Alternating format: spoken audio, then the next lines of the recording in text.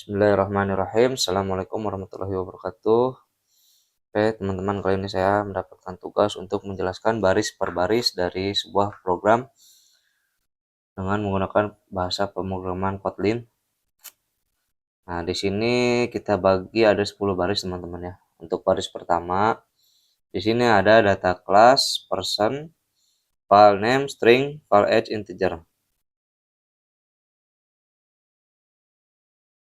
Nah, di sini fungsinya adalah kita mendeklarasikan sebuah data class bernama person.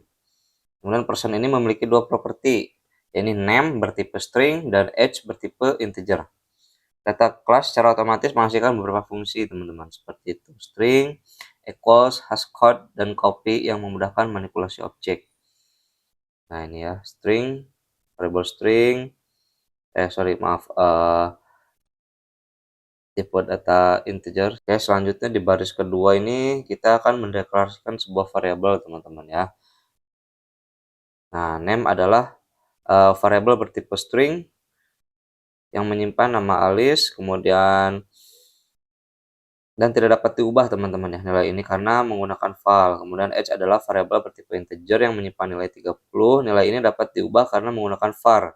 Student adalah variabel bertipe boolean yang menyimpan nilai false, dan temperatur adalah variabel bertipe double yang menyimpan suhu 25,5. Ini, teman-teman ya, student, variabel student, kemudian variabel temperatur. Oke, selanjutnya teman-teman, di baris berikutnya ini kita akan menggunakan sebuah fungsi yang bernama greet. Nah, fungsi greet ini menerima satu parameter, yaitu person name bertipe string. Kita akan menggunakan fungsi greet. Kemudian fungsi ini mengembalikan string berupa sapaan yang menyapa orang berdasarkan nama yang diberikan. Nah, di dalam fungsi string interpolasi, ini person name digunakan untuk menyisipkan nilai dari person name ke dalam string, teman-teman.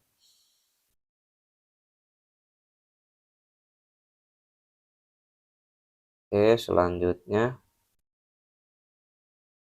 Nah, selanjutnya di baris berikutnya saya akan menjelaskan tentang fungsi greet name. Greet name ini berfungsi untuk memanggil fungsi greet yang tadi kita sudah gunakan di baris sebelumnya, teman-teman. Nah, fungsi greet ini dipanggil dengan argumen name yang berisi Alice. Kemudian fungsi ini mengembalikan string hello Alice. Hasilnya akan dicetak ke layar menggunakan fungsi println, teman-teman. Println greet name.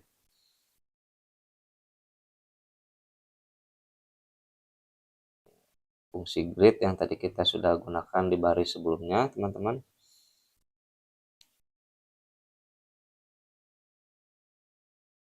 Akan menggunakan argumen name yang berisi data Alice, teman-teman ya.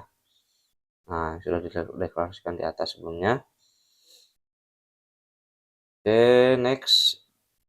Di baris berikutnya kita akan gunakan kondisi if else, teman-teman ya. Nah,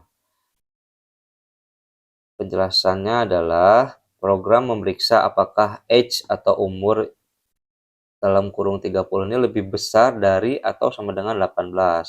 Jika atau if kondisi tersebut benar, ya ini dimana age-nya itu lebih besar atau sama dengan 18, maka akan dicetak menggunakan fungsi println bahwa Alice adalah orang dewasa atau adult, teman-teman.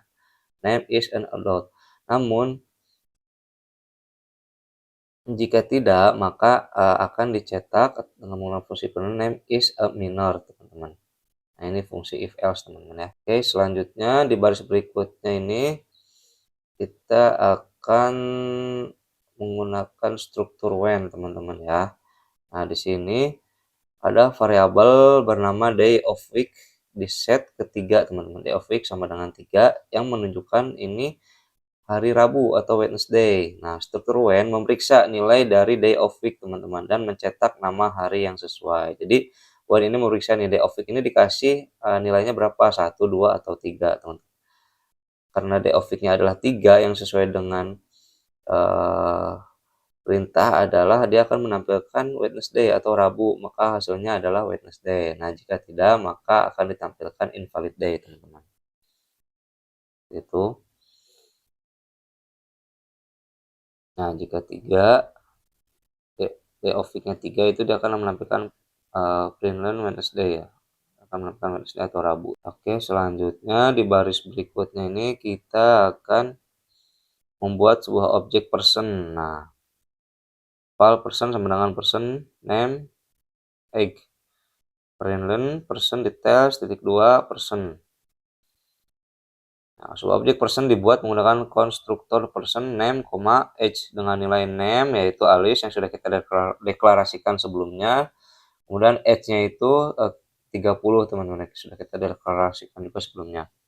Nah, objek person kemudian dicetak menggunakan fungsi println teman-teman ya. Ketika data class dicetak, fungsi toString otomatis dipanggil dan menghasilkan representasi objek. Nah, println ini yang mencetak itu adalah println ini ya, menampilkan. Oke, selanjutnya di sini kita akan menggunakan fungsi map. Fungsi map di mana variable numbers ini ya, list of berisi angka 1, 2, 3, 4, 5. Kemudian fungsi mapnya kita tampilkan di squares numbers.map ya, it kali it. Kemudian tampilkan println squares titik 2 squares. Nah, numbers adalah sebuah list yang berisi angka dari 1 sampai 5 teman-teman, yang di atas yang list of ini. Kemudian fungsi map digunakan untuk membuat list baru yang berisi kuadrat dari setiap angka dalam numbers. Kemudian lambda it kali it digunakan untuk mengkuadratkan setiap elemen dalam list. Hasilnya adalah list baru yang berisi kuadrat dari angka-angka tersebut, ini 1, 4, 9, 16, 25. Nah, kemudian baris selanjutnya kita akan menggunakan fungsi filter teman-teman. Di sini ada variable event numbers ya, kemudian kita masukkan sama dengan fungsi filternya numbers.filter it persen 2 sama dengan 0. Kemudian println tampilkan event numbers titik 2 event numbers. Nah, penjelasannya adalah bahwa fungsi filter digunakan untuk membuat list baru yang hanya berisi angka genap dari list number teman-teman. Jadi yang sebelumnya list number sudah kita tentukan ya. Nah, lambda it persen 2 sama dengan 0 ini maksudnya memeriksa apakah angka tersebut yang ada di list number adalah genap. Hasilnya adalah list angka genap yaitu dari 1 itu adalah 2 dan 4 teman-teman. Nah, kemudian di baris terakhir kita akan menggunakan fungsi reduce ya teman-teman. Sini ada program file total sama dengan numbers.reduce teman-teman. Sum, numbers, sum plus numbers. Kemudian println tampilkan atau cetak total sum sama dengan total. Total sum titik 2 total, maaf. Kemudian penjelasannya di sini adalah fungsi reduce digunakan untuk mengakumulasi hasil penjumlahan seluruh elemen dalam list number. Nah, tadi list number yang sebelumnya sudah kita tentukan itu dia akan dijumlahkan semuanya teman-teman. Kemudian lambda sum number ini mengakumulasi penjumlahan dari setiap elemen. Nah, jadi hasilnya 1 tambah 2 tambah 3 tambah 4 tambah 5 sama dengan 15 teman-teman. Seperti itu ya. Oke, jadi ringkasan keluaran output program adalah hello Alice is an adult. Kemudian Wednesday, persen detail, person name sama dengan Alice, age sama dengan 30, square 1, 4, 9, 16, 25, event numbers 2, 4, total sum 15. Kesimpulan, program ini mendemonstrasikan berbagai fitur dasar Kotlin seperti penggunaan data class, fungsi, kontrol alur, seperti event dan fungsi higher order, map, filter, reduce untuk memanipulasi data. Hasil output mencakup teks yang dicetak ke layar berdasarkan logika yang diterapkan pada variabel dan data yang ada. Oke teman-teman, sekian penjelasan dari saya. Billahi taufiq wal hidayah. Wassalamualaikum warahmatullahi wabarakatuh.